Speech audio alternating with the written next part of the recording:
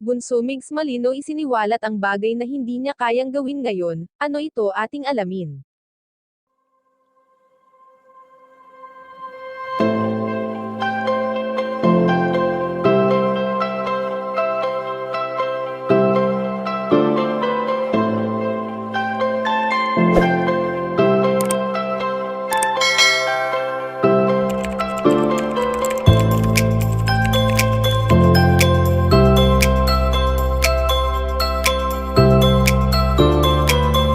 Magpasa hanggang ngayon nga ay hindi pa rin tuluyang tinitigilan ng ilang netizens ang pambabatikos kay Bunso Migs Malino.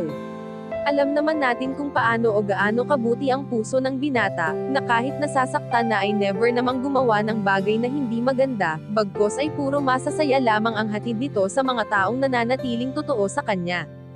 Hindi naman lingid sa ating kaalaman na hindi pa totally nakakapag-move on si Bunso Migs Malino sa mapait na nangyari sa kanyang buhay at ito nga ang araw kung kailan siya iniwan ng kanyang pinakamamahal na katambal. Bagamat taon na ang lumipas, ngunit tila ba kahapon lamang ito nangyari. Ganun pa man patuloy lamang sa buhay si Bunso Migs Malino, at kahit ano pa man ang kanyang naririnig ay hindi niya na lamang ito pinapansin, dahil pasasaan pa nga ba at mapapagod rin ang mga taong pilit na ibinababa siya.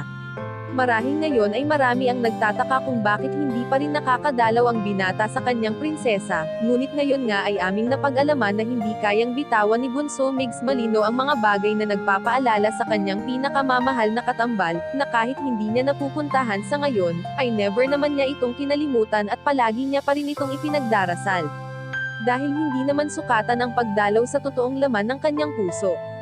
Kayo mga ka-chika, anong masasabi nyo dito? Please leave the comment and don't forget to subscribe.